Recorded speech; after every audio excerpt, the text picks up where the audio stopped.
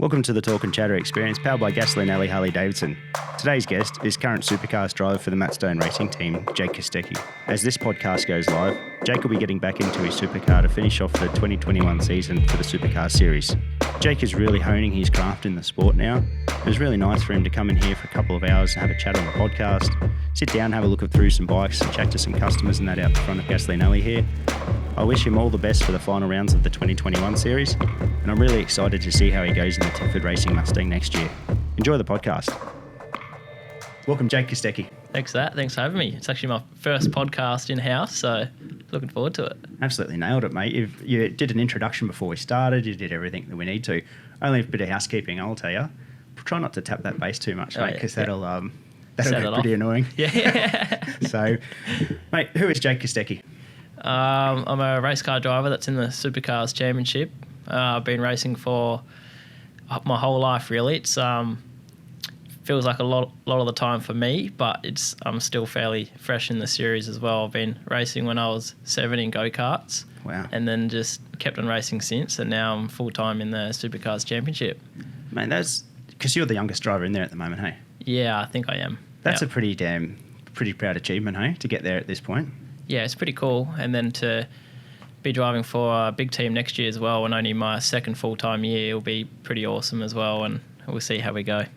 Mate, that's huge. And walking in here this morning, I did say congratulations and that on it, but to have one of the most coveted drives in, obviously, the series, you must be pretty elated, hey? Yeah, I'm pretty stoked with that. Like, it was a pinch myself moment, really. Yep. Tickford Racing, they've done a lot, really. They've won a lot of races, championship, Bathurst, they've done heaps. So to be in that squad next year would be pretty cool, but still got a lot of races to go this year with the Matt Stone Racing boys, and we've done a pretty good job throughout the year so far. We just got to keep chipping away at it. We've got a few Sydneys and a Bathurst to go, so it'll be pretty cool. Mate, let's talk about what's coming up. Obviously, it's Tuesday, the week of racing, basically, when you're coming into racing on Friday. So Sydney for 4 rounds? Yeah, 4, yep. Yeah, 4 rounds, back-to-back, basically, for those. It's been a while since you've been out of the car. Townsville was the last time for a race. How do you feel about it? I'm pretty excited just to go racing again. 4 rounds at Sydney, I don't know how it will go, but I'm sure Supercars will spice something up with, if it's just tyres, night racing, the rain might be into play there as well. So I'm sure it'll be somewhat entertaining for the fans, but 4 rounds at the same track, I don't know how it'll go. But yeah, I'm a race car driver. I just want to get in the car and rub some paint with the other boys there. And growing up in karting, I guess that's where the core of racing comes from, doesn't it? Do you still have the same passion at 21 now that you did when you were just getting into that karting back then? Yeah, for sure. I remember my first karting experience was with my whole family and my brother, my cousin. We all race karting together, so it was like a big family thing. And now I'm still going to the track with my brother and cousin as well, and my whole family involved. So it's a pretty cool thing to be having a sport with your family. And yeah, I've still got the same enthusiasm and everything as when I first started go-karting, and I think that's helped me keep striving to keep being better and better on the racetrack as well. And that's a huge thing. I think having family around, that's got to help. Like you see like a lot of footy players and that have got to move away from their families to pursue it or something like that. If you can keep your family involved in the sport that you pursue, I think you're going to benefit from it long term, hey? Yeah, exactly right. So you've got to enjoy what you're doing. And I haven't won a lot yet, but I'm aspiring to win a lot of races in the future. And I watch a lot of future champions talk about how they've won, and they always talk about you've got to enjoy it. You've got to believe you're the best, and by that enjoying it for me, I've got my family around me, and I'm enjoying what I'm doing with the team as well. But you see a lot of people that they've won a lot of races and then they suddenly stop. It's because they stop enjoying it, and then they don't get along with the people they're around to do the job. It's funny, isn't it? And like I'm old enough to probably be your dad, pretty close. So I talk about the generation probably previous even to my time. You see the drivers were driving into their late 50s, you know, Dick Johnson, your Peter Brocks, your likes of that, Larry Perkins and that. To see Jamie Whincup pull the pin at this age now, you look at that and you go, is it enjoyment? Is it, new challenges is obviously a huge thing. And especially for athletes, they're constantly chasing to be the best in what they do. It must be really interesting to sort of look at that for yourself and go, okay, I'm 21, I've got 20, 30, whatever years it is, but to find the enjoyment out of it for that time must be pretty interesting, hey? Yeah, well, for Jamie, he's already won a lot. And he's done it. He's done everything he can. So now he's probably on that next phase. He's about to have a baby and run a race team as well. So he's going on to a new challenge. But, yeah, I don't think to this day and age you can still drive at the age of, say, what they used to do back in the day, because I feel like it's a whole lot more physical now and there's a whole lot more involved as well with even sponsors and all of that too. And when you get to that age, a bit older, I don't know if you want to be doing all of that still. Yes. So, yeah. It has changed, even to the things that are like this, podcasts. Talk of Dick Johnson, for instance. I can't imagine Dick Johnson at 21 wanting to come and do a podcast like that. But that's part of what the new media is for yourself, and obviously a lot of the other drivers. And that it's a way of getting their names into different households and stuff. But you imagine going back into the 70s and 80s of racing to try and sit down with a driver for an hour and a half, 2 hours. It'd be pretty different, I reckon. Yeah, exactly right. Imagine Dick on a podcast now. He'd be like, sorry. Yeah. What's that? I love to hear. I know he did one a while back, but it's just a whole different format, hey, and including the training. Yeah, exactly right. So it'll be pretty interesting to see how Ingle and Murphy go at the 1000 as well this year. What do you think? I'm not too sure. Can't really comment on it, but I feel like they won't be that quick because it's just so physical now. And I think if they don't estimate how hard the challenge is now, even though they've obviously done a whole lot more than me, but yeah, it's going to be a lot different now than what they were used to, that's for sure. Like the pace in the 1000 is just qualifying laps, lap after lap in the race now. So yeah, we'll see. But they're obviously real talented drivers. They've done a lot in the past, but they have been on the sidelines for a lot as well. For sure. And that whole muscle memory thing, that'll obviously come back. Yep. But there's a certain amount of what's the next part that comes from that. I guess it's we don't know at this point, eh? Yeah, I'm sure they're training really hard in the background and putting everything forward because they will be on show, that's for sure. And Russell is such a gritty character too. Like if he's going to go into it, I'm sure he's not sitting at home on the couch having beers. He'd be training his neck off, So 12:15, Sunday 6th of December, late start for Bathurst, hot day. Even that, there's a whole lot of different challenges to what they would have faced when they were in their peak as well. Exactly right. It's December. It's going to be really hot there. So we'll see what happens. And oh, damn it. I was about to say something that's not out in the media yet. So Don't I can't. say it then. Yeah. Yep. Next. Next. We won't say that. But the obviously dates and times just got announced fairly recently. Mate, that's a hectic schedule coming up for what you've got, obviously. Your team's based at Yatala. Is that correct? Yeah, so the Mattstone Racing boys are in Yatala, only down the road from Gasoline Alley here. Yeah. Mate, so tell me this. The truck would be on its way probably now, I dare say? Yep, yeah. Does it just pack heaps of spares and just that's it now till you come home in mid-December? Is that right? Yeah, well, normally when we're racing, we'll prep for one race meeting and come back. But due to the COVID and the lockdowns and all the borders at the moment, we're prepping for 5 rounds. Mate. And then doing everything and then coming back. But I'm sure they'll be servicing the cars hard in between the rounds and bringing all the spares there. But it's pretty crazy. It is. So the logistics of it for yourself, will you fly down or you drive? I'm going to drive. You drive? So you'll pack up your car with 2 months worth of gear, basically, for yourself, training gear and whatever, and that's it, eh? Like, you don't come back between now and then, eh? No, I'll stay there, just because if I come back, I might get stuck here and never know, and I can't afford to miss a race. And so, packed up the car with everything in it, my bike, golf gear, if I'm allowed to go play golf. Yep. Is that one of your things? Yeah, I love golf these days. It's funny, eh? It's a big thing for athletes as well. They see it's something you can continue to improve, I guess. That's what you say. And when I first started playing golf, I was like, it won't really do it for me because I'm like high adrenaline type of guy. Yep. But I started playing and I was playing with another race car driver and he was actually good at it. And I thought, I've got to be good at this sport now. So that's what it is. I think it's the competitiveness in the golf that you have to be better. Right. That's a pretty good sport to be in, though. Yeah, golf's awesome. And now I'm packing up my whole apartment as well because I'm moving that to Melbourne after Bathurst because I'm going to move to Melbourne next year. Ah, right. So that's part of obviously joining Tickford Racing. You're going to have to be down in Victoria. Yeah. So that's a big change again. Yeah, I'm just soaking up all the sun now. Oh, man. Trying to get that tan for the... Look at you, you're tanned up. It's wearing all that unit clothing, out in the sun. No, but you are definitely, embrace it up here for now, mate, because you're going to be into a bit different year next year there. Yeah, it's going to be pretty hectic. So who's the driver? I know Waters has announced, yourself. Yep. James Courtney, and is it Thomas Randall? Tom Randall, that's announced, eh? Yes. Yep.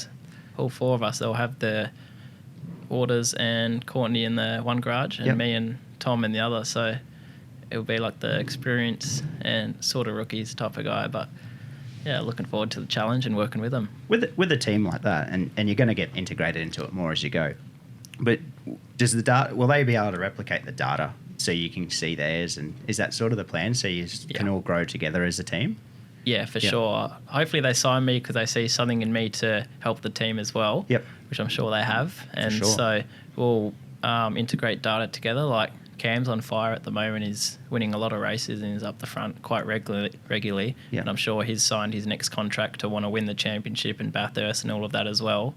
he's won a championship, a lot of races in the past, so I'm sure he just wants to still win. For sure. And then there's me and Tom that are fairly fresh to the series, and yeah, we're up and coming and we want to do good as well. So as soon as we can get more momentum and more comfortable within the team and the series, we'll be pushing them guys to go even faster as well. How did you, like when you first got into a supercar, obviously you come through Super 2 ranks and everything like that, but getting into a supercar, how did you feel straight away from like a kart or XL or whatever it was that you obviously have done? How did you feel when you got in that car? Yeah, well, for me, it was a little bit different to most of the other people my age. Like, they go into go-karts, and then they'll go to something like Formula Ford, Formula 4, Toyota 86, and all of that, the feeder series, to Super 3 or Super 2. But I went from a go-kart straight into a touring car, X888 car back in the day. And, so I skipped all that series, and then I was learning to drive a race car in an actual touring car straight away. So it was a bit of a challenge for a few years, but I didn't back down, and now I'm still going now in supercars.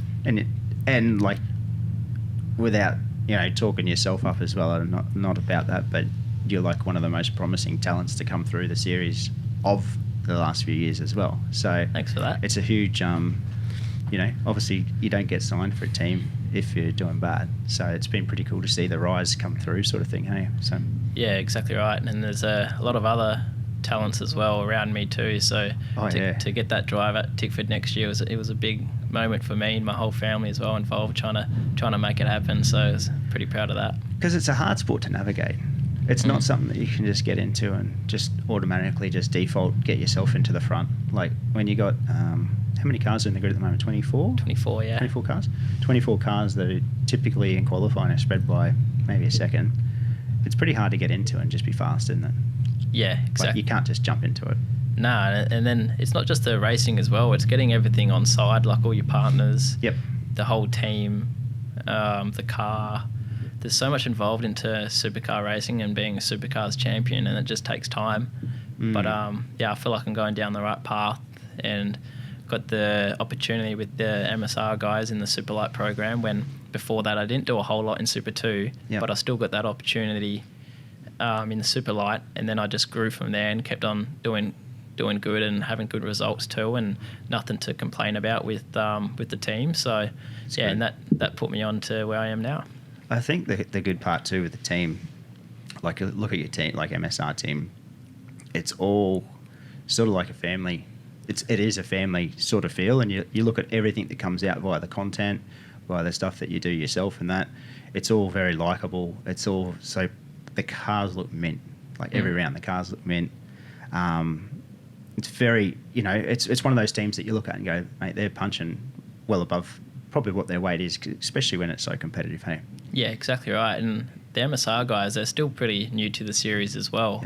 and especially all the people working there. Like this year, there's a few new people that haven't been at the team before, so it's not like they've been established for a long time. They got the Stone last name, but most of the team's changed now and got Matt involved more now too as a team owner. So it's a lot different to Stone Brothers back in the day. And they're up and coming, and they're doing a good job. Like Zane and I this year were to open the round at Bathurst. We're 13th and 14th.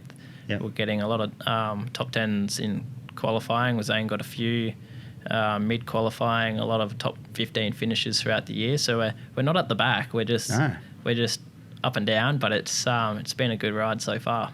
Tell me about qualifying in a car. What's it like? It's pretty crazy. So there's in supercar racing and most car racing around the world, these tyres, there's one lap on them on a brand new tyre. So when you have that lap, you have to do it in that lap. You can't do it on your second lap, and if you make a mistake, that's when you go down to the back.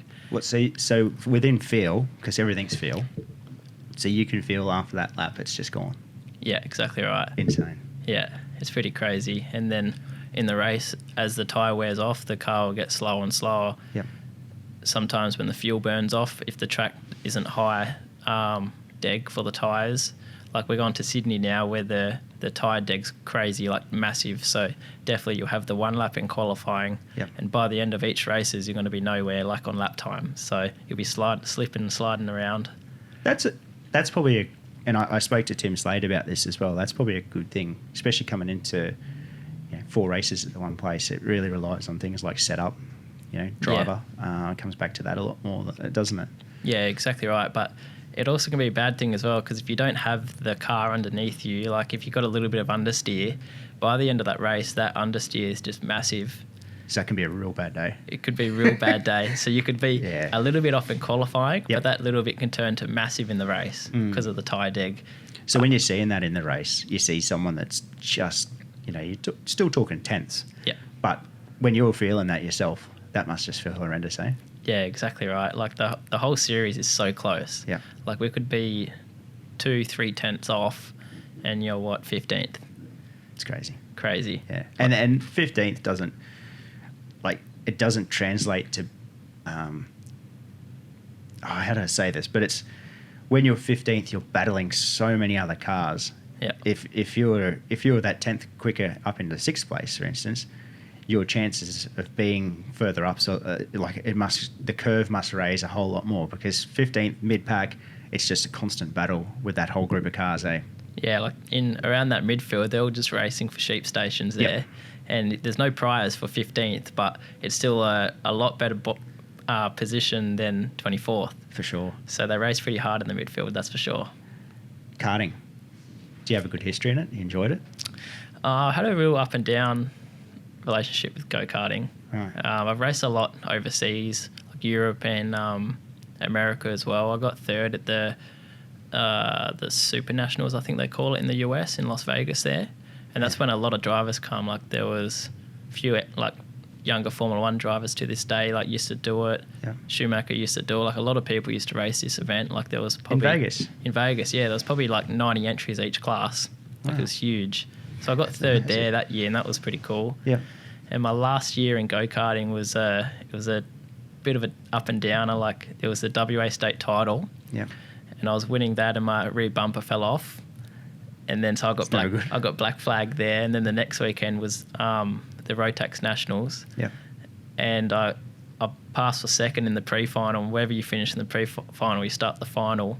I passed for second, got the white flag, and I thought it was a checkered flag, so I slowed down. Oh, no. And then I got punted off, and then I had to start last, so that was all over. And then that was the end of my karting career. So I had the chance to win both of them, and it just finished like that. And then I went to race the touring car. Is this why you went back the other week? I want to finish karting off in a better way. Yeah, pretty much. Man, that happens so often though. Hey, if people miss the checkered flag on the last lap, or that just miscount it a little bit and back off. Yeah, and like these races, you don't get many opportunities at them unless you still race go-karting. But at that age, I wanted to move on to cars to do what I wanted to do. So I either could have had glory and then move on, or a crying sob story like this. But you moved on, mate. You moved on to bigger things. Yeah, exactly right. I don't look back at it and dwell. It's just move on. And who won it? I bet you remember. Yeah, I do.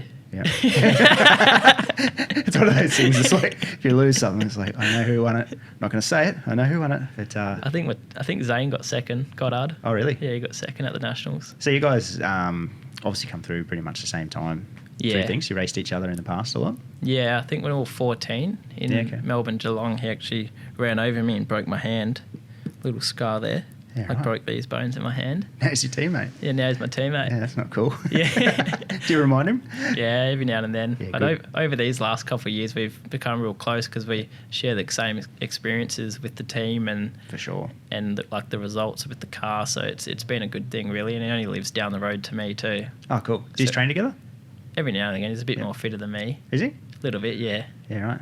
Does he not play as much golf? Nah, no good at golf. Yeah, you got to balance it out. Eh? Yeah. What do you do for training? A bit of cycling. Yep. Bit of just gym training as well, just throwing weights around. Yep. And I just try to keep active, like do tennis, golf. Just stuff. enjoy life. Just things like that. Yeah, exactly right. Hard at 21, and maybe not so hard when you've got such a focus on a career and wanting to succeed. But how do you balance it out? You live on the Gold Coast. Yeah. How do you go with that? You know, it's a bit of a party town. Yeah, well, when I first moved to the Gold Coast, it was pretty crazy with just meeting new people. Yeah. And the lifestyle there, they just always drinking like most weekends or having fun. But then you soon realised why I come here to the Gold Coast and what my goals were. So I did a bit of that when I first come here, and now it's sort of like I want to knuckle down and realise why I come here, and I've only got one goal, and that's to win supercar races. And so I just keep focusing on that. Every now and again, I let my hair down and have fun, but I do know what my goals are. That's cool, mate. It's so many people get lost to it. You know, like that's an old saying of it, but so many people do get lost to getting to live their lifestyle of doing it and miss out on what their main purpose was. Hey. Yeah. So I'm not in the position to keep this up for the rest of my life if I don't do a good job now. Yep. So I've got to really knuckle down and focus, and then it's a great lifestyle, but I just got to put in the effort now to let that be my lifestyle for the rest of my life. How far are you cycling a week? Say 90 Ks a week. Okay. I only do like 30K cycles. Yep. But fast. Yeah, pretty fast. Pretty fast. Yeah. Are you a Strava guru or not really? Not really. A little bit. It's amazing who is and who isn't. Hey, a lot of people that that you see that you'd think would be the elite, just turn that off. Just do their thing. You know. Well, I thought if I have a good run or a ride. Yep. And I record it and I go on to, I think that's personally good for what I did. And then I'll go onto Strava and say what my brother did or something else, and it's way fast. I'm thinking, nah. Yeah. It's it puts you more down, I think. And then it's like social media for athletes. Yeah, exactly right. Like where you feel like you're going to be put down by looking at it. Yeah, and there's a few drivers on there that use it religiously to show how good they are, but it's like, go on, mate. Yeah. Don't rub it in. Yeah, your job's to race a car.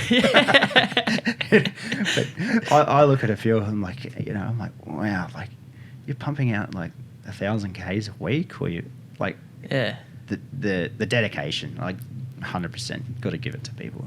It's insane. Yeah.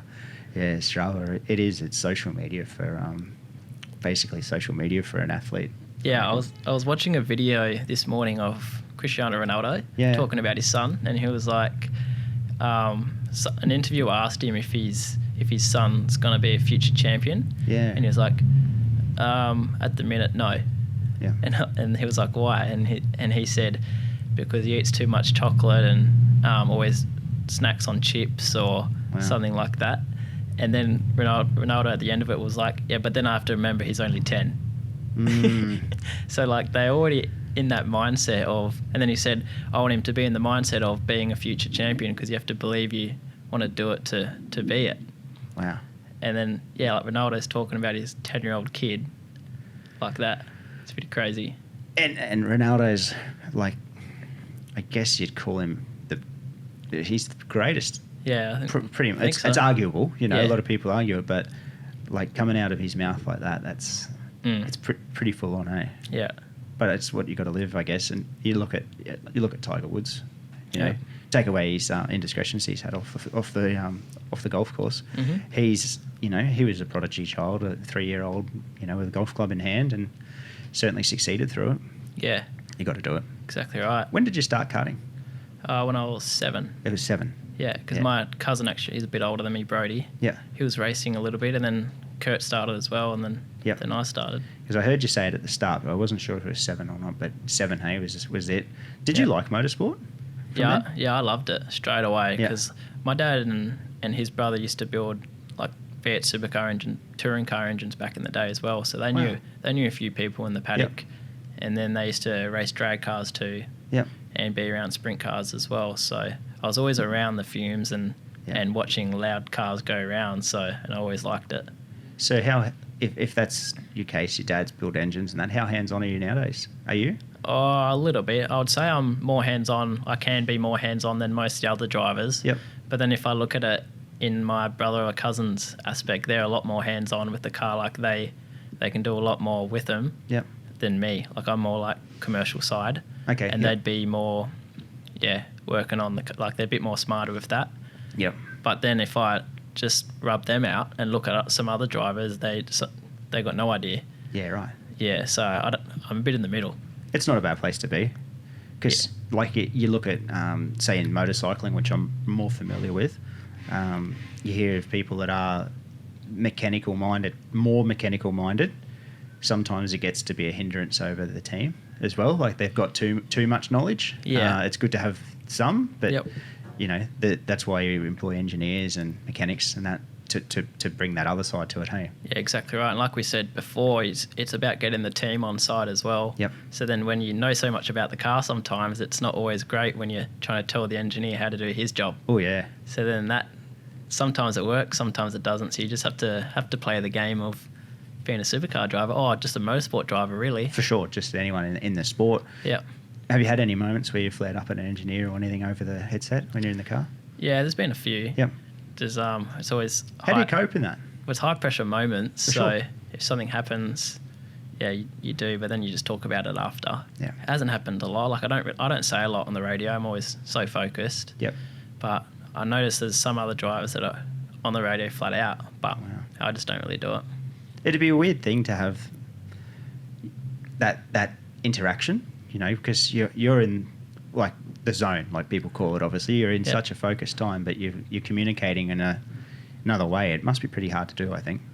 Yeah, and then now my girlfriend always says, "How can you race a car, do all these things if you can't listen to me when I'm on my phone?" Here now. So hang on, I can't talk. I'm texting. I know the conversation well. Yeah, but it's pretty crazy, like doing all the things, and then you're chatting to them as well, and then you get told how to drive the car from the engineer. It's just great.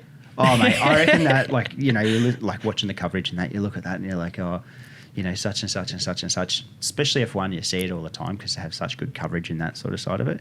You're like, that must be so frustrating. Drive around the car now, like you've got this really fast race car and then you've been told to pull it back because you've got such and such. That must be hard, hey? Oh, with like tyres and fuels and things like that. Strategy. Yeah. Let's call it a strategy or something. Yeah. That must be very hard to, you're a competitor. You want to be pushing what you can, I guess. Yeah, and you see some of the drivers that are more experienced. Yeah. Like even Lewis Hamilton on the weekend, they're telling him to pit and he's like, no, I'm not going to pit. Mm-hmm. But they've done it for so long. They're doing their job, so they're driving the car, thinking about all the things they have to do. But then they're more comfortable with what they're doing these days, so they're actually thinking about what else they have to do with pit. If he pitted, would this guy be in front of me and all that? So they're thinking about more at that. And track position. I'm starting to do that now. Like I'm thinking about what I have to do, but then think about my strategy with pit stops and things like that as well. And it's been, I remember through COVID, there was a lot of sprint races, and there still is sprint races now. And then on our last round in Townsville, there was a fuel race. Yep. And then my first fuel race, when I pitted, I'm thinking, I don't even know where I am, like who am I racing when I come out of the pit anymore, until like the engineers tell me. But then you start to get used to it. Yeah. And only could imagine like the drivers that do it all the time. They're like, no, I know when to pit because this guy will get me, or let me stay out longer, things like that. that must be one of the big things for you to learn.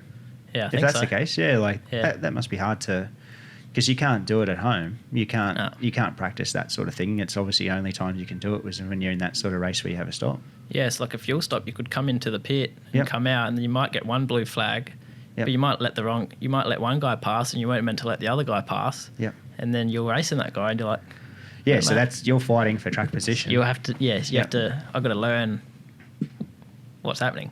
What's the formats coming up? Have they announced them all? Do you know? I'm not sure. Sydney? Yeah, I don't know. I think they might have actually. They may have, but it's hard to, because it's not confusing. But if you don't have it in front of you, you're trying to figure out what weekend was this and that. But there's obviously fuel stop ones for Sydney. They couldn't not. Yeah, there's fuel stop, sprint rounds. Yep. Night racing. Who's your teammate for the endurance? Can't say at the moment. Oh, is that one of the things that can't say? Okay. Yep. Yeah. But all right. Yeah, I was going to say it before, and I thought, nope. Nah. So was that what you were about to say? Yeah. Yeah. Okay. Yeah. We'll leave that there as well. It's someone I know really well. That's good. Yeah. That's good, mate. That's That's good. It's just like holding things. I'm like, okay, but yeah. Tell me about this. 2019, you fielded a family entry car in the endurances. How'd that feel? It was a pretty crazy experience, the whole thing. Like we only raced Super 2 as a family, and then our first supercar. Oh, sorry, that's a lie. We did a few wild cards with my brother as well as a family, but that wasn't as competitive because, well, the car behind. So that Kurt had the VF, and everyone were in the ZB Commodores already when Kurt did his wild cards with the family. Right. So then by the time Brody and I did the wild card. Yep. We had the same updated car as everybody else. So it was just a crazy experience leading up to it. We had Boost Mobile on board as well as a sponsor. Had a lot of things involved. Yeah. And it was our first big show. It's the Bathurst 1000. So we had to. It's the biggest race of the year, and we're doing a wild card there as a family. So it was pretty cool. Mass media. Yeah. For that, no one really does wildcards too much at that time. Yeah, and we sort of soaked up all that media. We timed everything perfectly with the launch of the car. We had it on Fox Sports. We did a whole lot of cool things there as well. But then the whole leading up to the event was stressful in itself. Just building a whole team for for 3 enduros. Yeah, and so that was pretty crazy. Kurt, Brody, and I were doing massive hours. We're trying to train in the morning, which would start, 5 o'clock, but you won't get home till 10:30, 11 every day. It was for months on itself, weekends and everything. So were you still in WA at this point? Or were you No, we're here on the Gold Coast. Yep. Okay. Just had a workshop down the road from here. Yep. And that was non-stop all the way to the date we got into the car, to race it at the 1000, testing. And then so the whole weekend, it didn't really go to plan. There was a little bit of issues every now and again. Yeah. I made a mistake, got one in practice and one in the race as well. So the race didn't go to plan, but it was just a massive effort from everyone to even get it to happen. And then after that, we did Gold Coast and Sandown as well, and that was awesome. I think the Sandown round, actually, I showed enough to get my Superlight program with the MSR boys. Really? I think because of that. Yep. I think that's what it was. Because that's the thing. Obviously, and I'll ask you, but the incident obviously that happened at Bathurst, but media and that around things like that must be hard to deal with, especially your age, mate. You were 19. Yeah, 18, 19. You know. Yep. And then they come back and make a redemption of going back to Sandown and that, and doing really obviously well out of it as well. How did you deal with that? Yeah, the Bathurst one was a bit. I've got no one to be sorry to besides my family. For sure. Because that was our whole team. Yep. And so that's that. And as being family, they forgave me pretty easily. Yeah. As making a mistake. And so I could move on from that and not look at the media. Yep. But then we go into Gold Coast and we were around 14th. And then we go to Sandown and Brody, I think we started 7th in the... He finished 7th in the pre-final, which was whatever they call it. Yep. And then it was in the rain. And then I started in 7th in the final and got up. I think I passed for 3rd. I passed a few of the upper charger guys for third, and we're sitting in third for a lot of the race, and we actually led, I think, 5 laps because the Lounsey and the guy in front of me pitted, so we actually led a few laps as well. And so that was a pretty cool moment, and I think we finished, 14th. Yeah. But 14th, it was still an awesome job with with what we were doing. As a family run, program. So going back to the car, so that was an updated VF? Yeah, so that was a VF, right, and we converted it to a ZB. Did the ZB upgrade or update? Yeah. That's right. Yep. And that car now, I've actually only driven the same car my whole Super 2 and Supercars career as we speak. So is that what you're in now? So that's the car I'm in now at MSR. Oh, really? Yeah. So whose car was that originally, like before you would have got it? Do you know? Was that a 888 car? Or? Yeah, it was a 888 car. Okay. It was Lounsey raced it. I think it was the car with the Navy scheme at Bathurst, the Bathurst 1000, where I think it was Luffy ran into Lounsey at turn 2 and rolled him. Yeah, right. That was the chassis. That's that car? That's that car. And it only did a few rounds, I think, with 888, and then they sort of retired it. It's amazing the history that the cars have got. Yeah. Like when you start looking into it, which cars are still running, and, to the fan, each year you see a new car. You think it's a brand new, full new car, and some of them are, but it's amazing how many cars are like that car. I think that Navy scheme was 2012. Yeah, it's 2014 maybe. Like it's a fairly older car now. Yeah. It's amazing what a livery can do. For sure. To make it look good. Yeah. Yeah, but panels, eh? I'm definitely looking forward to a different chassis next year, Mustang. Yeah, well, I guess let's talk about that. So have you had the chance to drive one at all? No, well, my first test, I believe, was when I was 14 with Matt White Motorsport. They had a BA, I think it was an FPR BA. So you first tested in a supercar was 14? Yeah, they call them a touring car, I think they do, BA. Yeah, touring car at 14. It's still a pretty damn handy car at 14 years old. Yeah. You've got kids that have...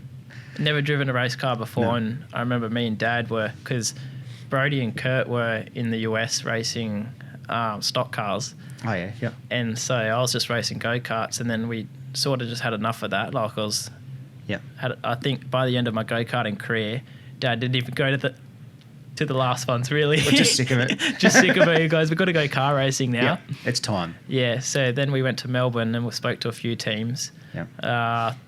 And then we ended up convincing Matt White to let me have a go on his BA touring car. Man, that's insane. FPR car. So that's the only FPR car I've driven before.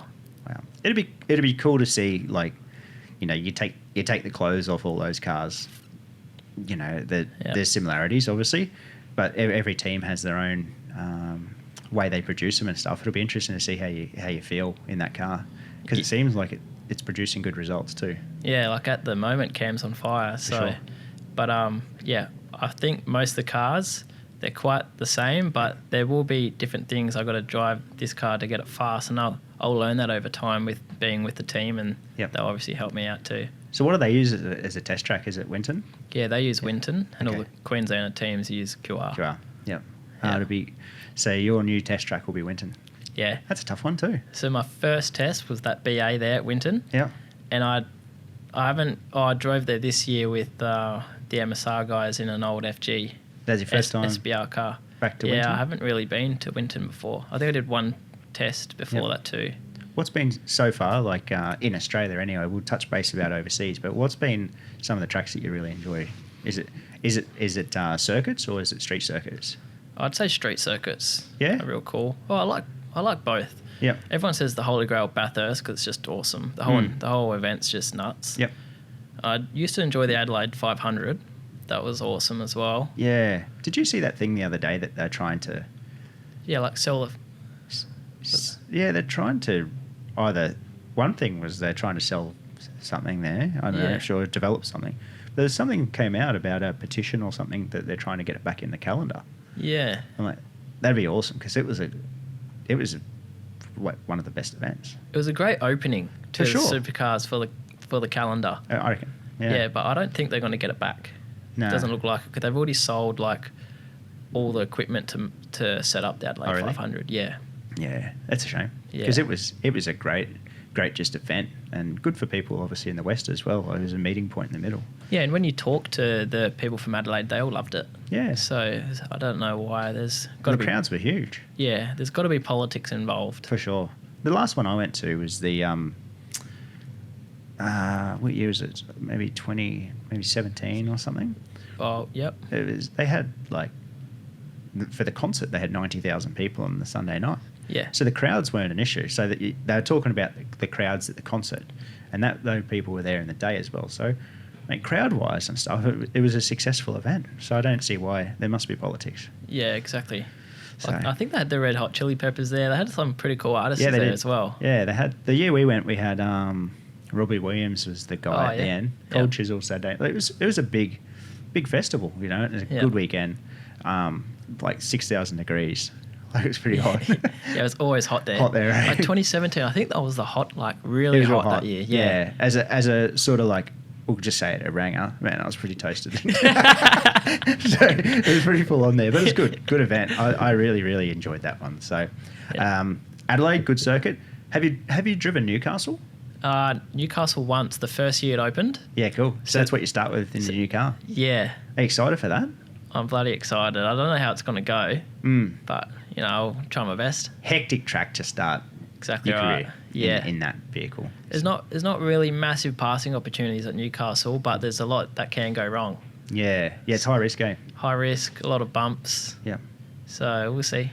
I think if there's an event to change the path of supercars to open a season, Newcastle's it. Should be pretty cool. Yeah, I think so. because it was sort of take after the 500, the Adelaide 500. Same sort of feel. Yeah. Yeah, that's what I thought. I was disappointed that Adelaide was finishing, but if Newcastle's going to be the one to replace it, that's a pretty damn cool start to it. And for other people around the world to see that event, it's pretty spectacular as they get the camera around. Obviously, the beach there and that it looks pretty cool. Yeah, and hopefully we can just get back to a normal calendar where it's all set up and it doesn't chop and change. It's looking good. So that could help sponsors and everything involved.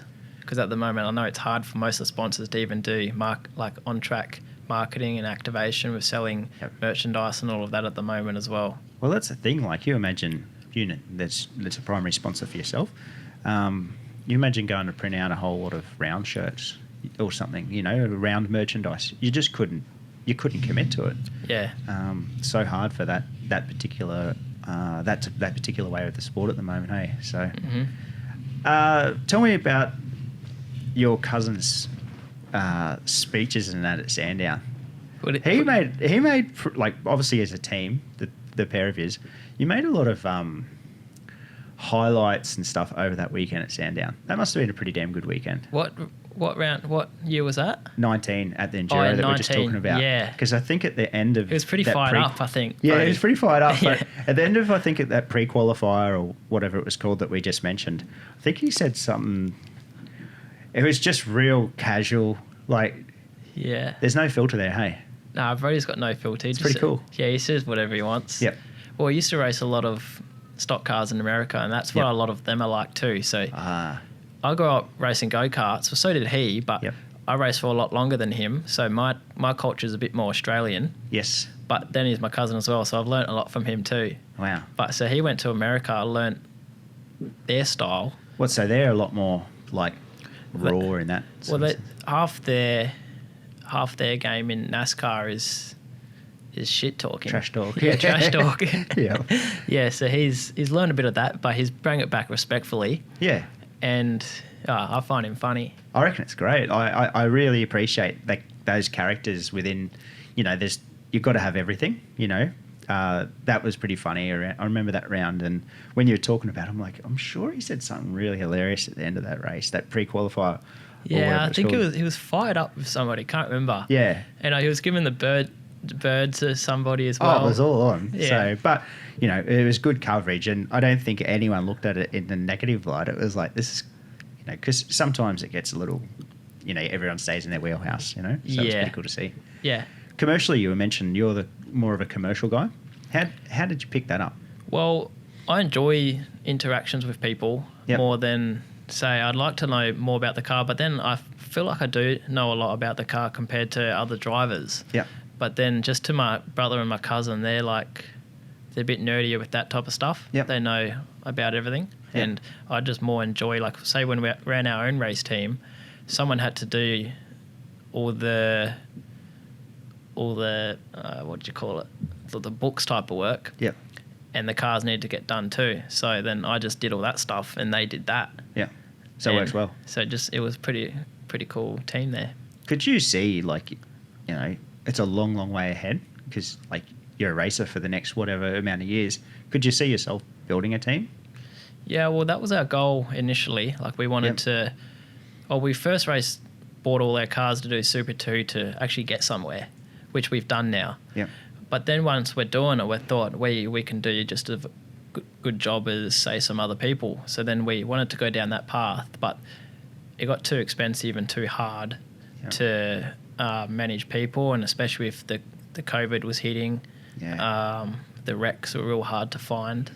So explain a wreck. A wreck's it's like a license, isn't it? To have a car? Is that... So there's 24 cars on the grid, which means there's 24 wrecks. Mm-hmm. And you have to buy a wreck, but you get rights back from it. Yeah. And at the time they were really expensive as well, so we couldn't actually get one. Yeah. And it just become too hard for us to focus on what. So our goals were to race and win races, and by that we started to lose focus of actually criticizing our own driving. Right. So then we started, like, say, leading up to Bathurst, like we spoke about, that was massive hours, and we're not even thinking about how to drive a thing. We're thinking about if we've packed our, all our gear. Anything. Yeah. Makes sense. So, yes, it'd be cool to have our own supercar team, but then again, we're all doing cool things at the moment, so for sure, can't really complain. Do you know, and just tell me to shut up if you want, but do you know what a budget would be to run a supercar team at the moment? At a guess? At a guess, like you wouldn't do it if you had 2 million, you wouldn't do it, I don't think. Okay. I think you'd want to spend at least 3 to be half competitive. It's a lot, eh? I think. Yeah. I don't really know the exact numbers, but I'd say something like that. But just somewhere around that sort of 3 to 5 million, you're in the ballpark. Yeah, exactly right. Yeah, it's a lot of money, isn't it? It's a lot of money to just be, racing cars. The wrecks, like you're talking about the wrecks. The other thing with them is people hold on to their wrecks as well, even if they're not driving sometimes. Well, no. Or lease their wrecks out. Yeah, you're allowed to lease them out, but if you're not allowed to own a wreck, but it has to race. So and if you don't race it, out. you have to sell it back to Supercars or whoever it is. Okay. Because I remember and that's what it must have been. I think Brad Jones leased a couple of wrecks or had other wrecks around at the time, I think, to have their cars. So. Yeah. See, they just signed forward this. I saw that this morning. Yeah. So he's leaving Walkinshaws. Yeah, it's it's an interesting time in supercars. Like, obviously, there's a crop of new drivers coming through in different positions and stuff. It'd be interesting to see how he goes in that team. Yeah, it'd be interesting. It would be. It's pretty cool at the moment with the people that I grew up racing, go-karts and all of that. Now getting their shot in supercars with some awesome teams. Like, I'm going to Tickford. Yeah. There's Will there in Erebus. There's Randall in Tickford as well. Like, there's some people that I grew up now all getting their shot. So it's a new era. Yeah, I think it's a new era. Yep. But we just got to keep doing a good job to be able to show that why we're here. Yeah, for sure. I think that's a huge part to it. Mindset, mate. Like, are you a mindset person? Are you a person that sits back and goes, okay, like, I've got 5 races coming up, or 5 rounds coming up, including Bathurst? Are you someone that sits there and visualises anything like that, or are you not that sort of person? Oh, I'm not really that type of guy. No. I obviously think about it a lot. Like, it's my job to do as best as I can on track. So I'm thinking about that stuff a lot. Yep.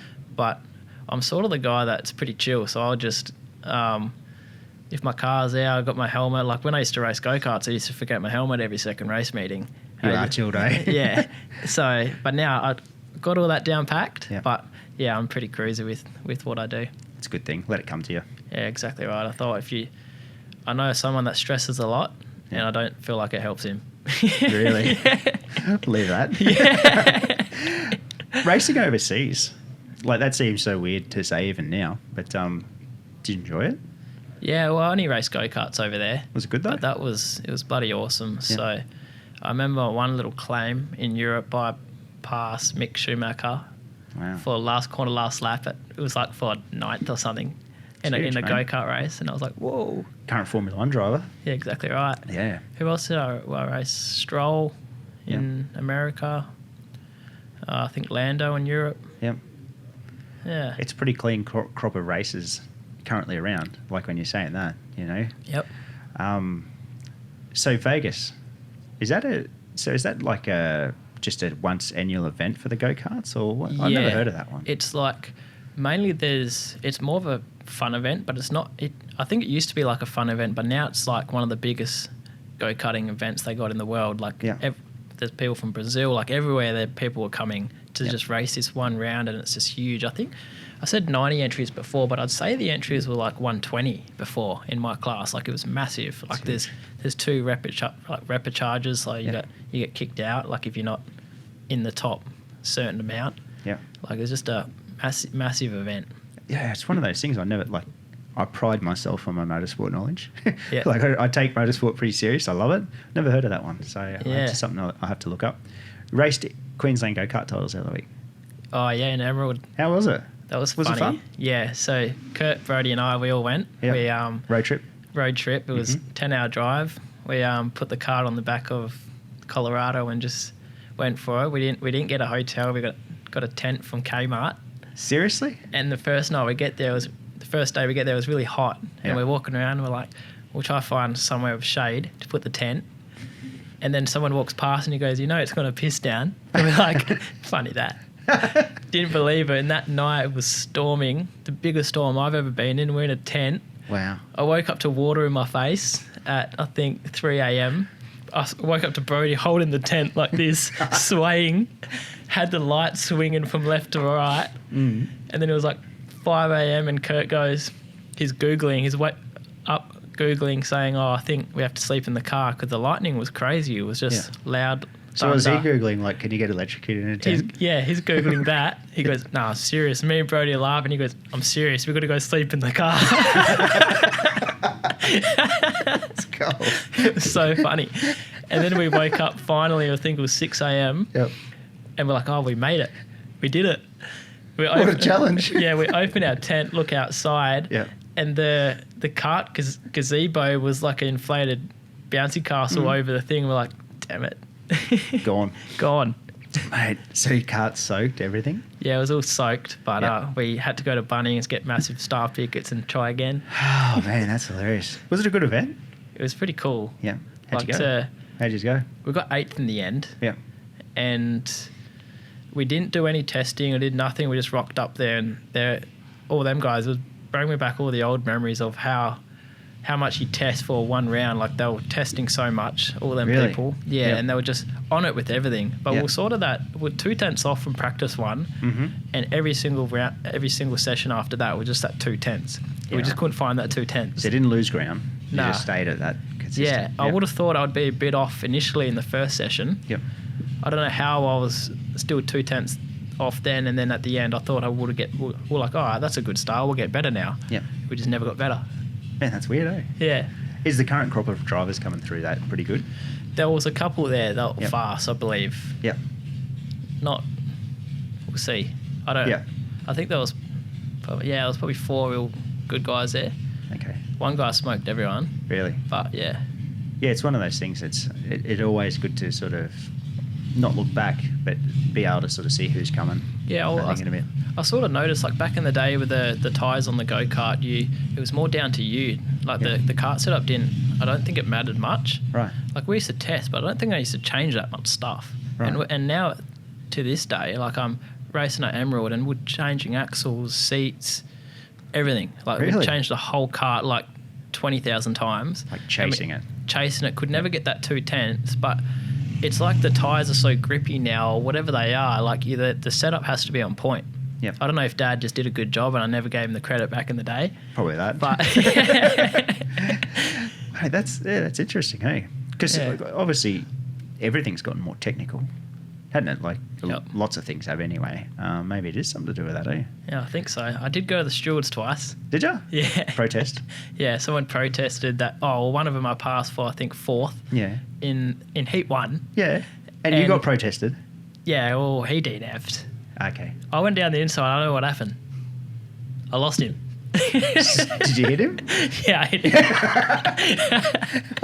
What's going on here? Nah, Yeah. well, I fought it. Yeah. I said I was down the inside. He turned in on me, and I ended up winning it. So, won nice. that little courting hearing. What was the kangaroo court? Yeah. What was the second one? Second one was, I was in, I think, 6th, Yep.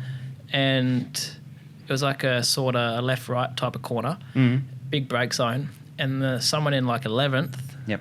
got shuffled and onto the grass. It was a bit of like a Prama to Courtney at Phillip Island moment. Yeah, right. And I got hit at the apex from someone at the back.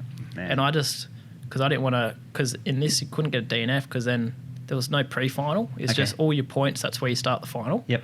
So as soon as I got hit, I actually saw him coming. I got hit and I just hooked right hard and just cut the whole track. So I didn't actually lose any spots. Yep. But my side panel was bent up in my face. My radiator was everything was bent. Jeez. And I cut the track, but then I had my hand up and I let a few people pass, but apparently I didn't. I let one guy pass, so I got pinned for it. So you had to start back. Yeah. Yep. That's a shame. Yeah. Is karting like that? It's, Like sheep stations all around? yeah, well, I thought back in the day when I used to race, it was a bit more, it's still enjoyable for me, Kurt and Brody, that we went because we were just having fun. Yep. But then I feel like now they take it a lot more serious. Like I'm racing tag senior, like senior class. Yep. And there was parents screaming at Kurt and Brody on the fence. Really?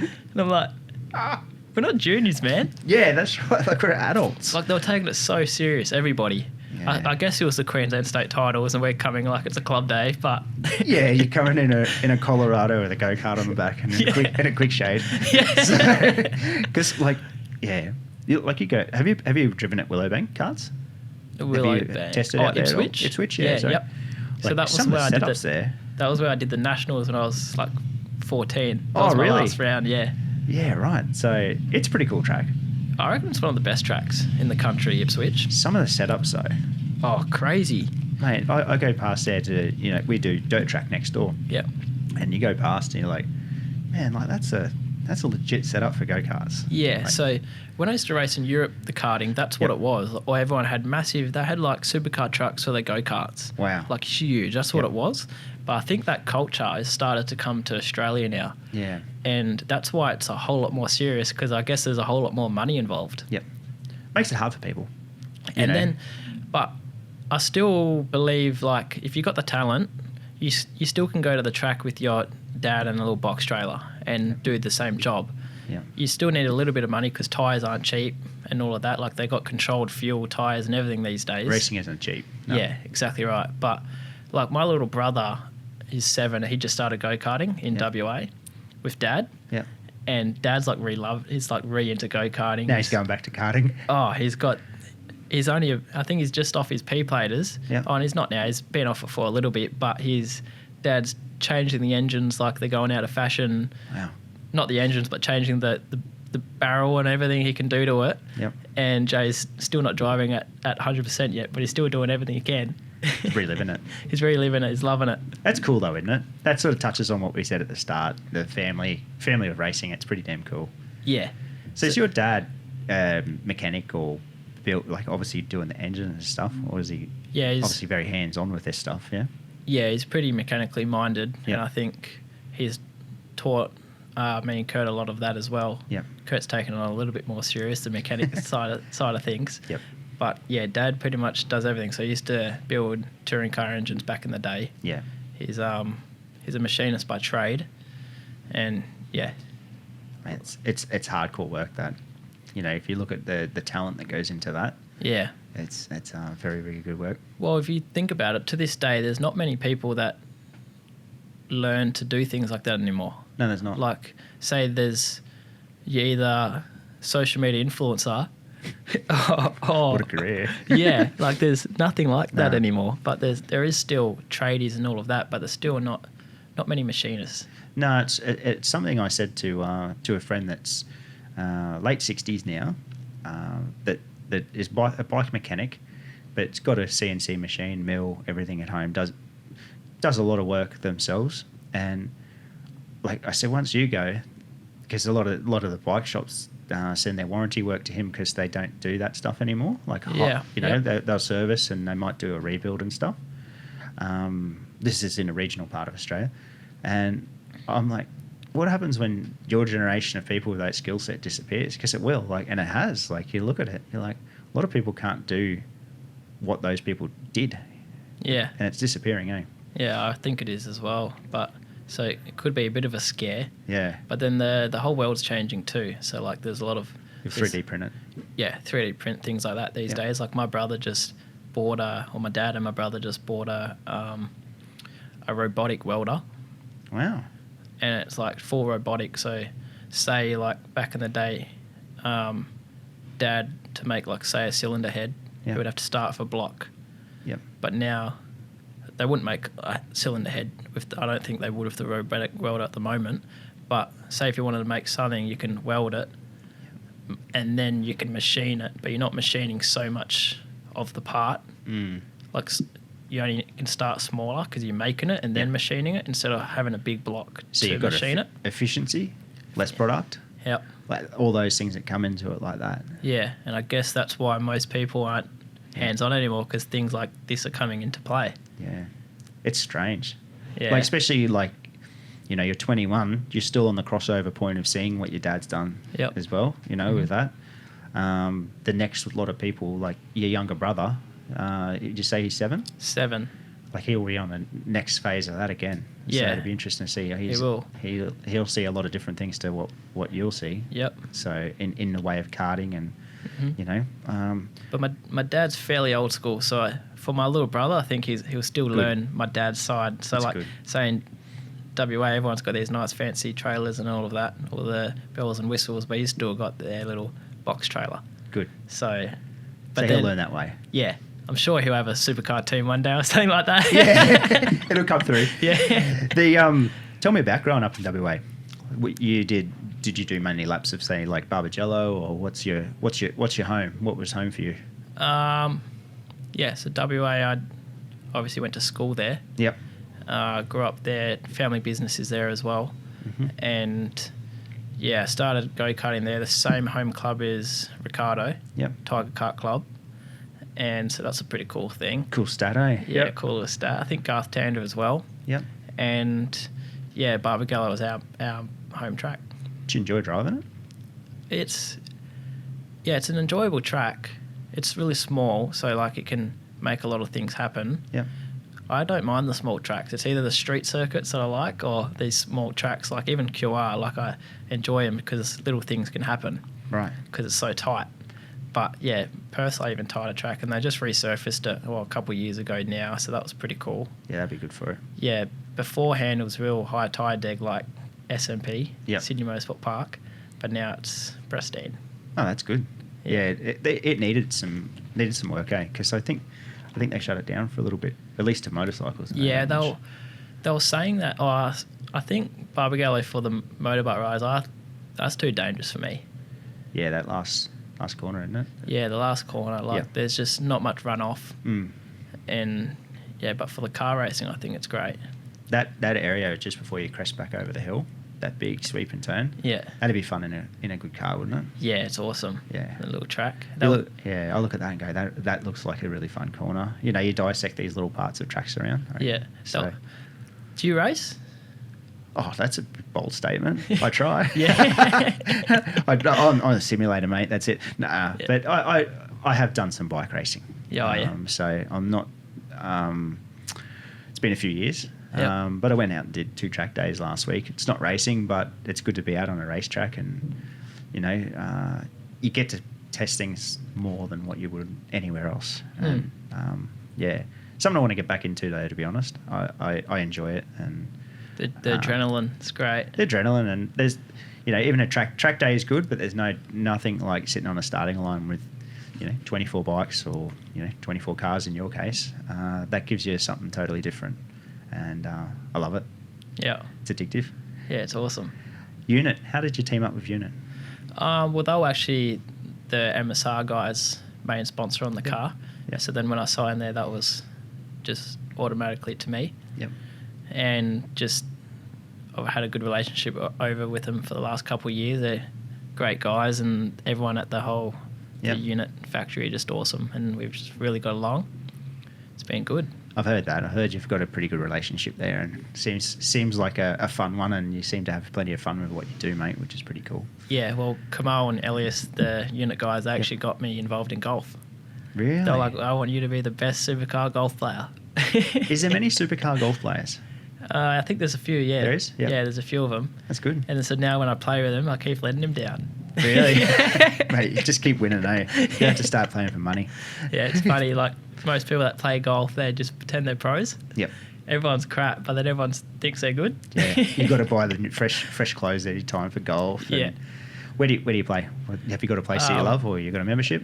Well, they got a membership. The unit guys have a membership at Full Pro at Royal Pines. Yeah, nice, good cause. It's awesome. So I go there at least once a week. Have a nice. hit. Nice. Yeah, mate.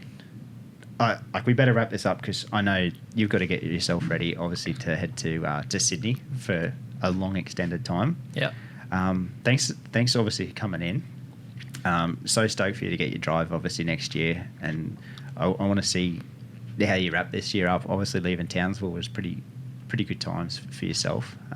So I'm so stoked to sort of see how you get to, and I might head to Bathurst. We'll see how that sort of see what happens with borders, man. It's a little scary, eh? Yeah. So for a spectator, anyway.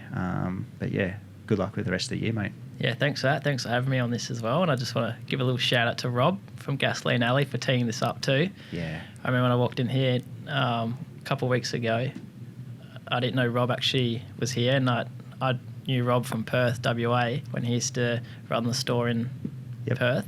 And he's like, I know your dad and my grandfather too. So, yeah, thanks for teeing up, Rob, and thanks for having me on here. It's been awesome. Nah, super appreciate it, mate. And obviously, Rob and Ferg from here that have this store, they huge supporters of this, and it couldn't happen without them as well. So shout out to them, and yeah, thanks heaps, mate, and all the best. Thanks, that. Cheers. Cheers.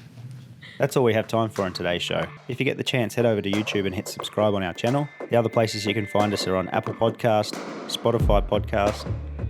Give us a rating and a review. Tell your friends, and be safe, everyone, and enjoy your week.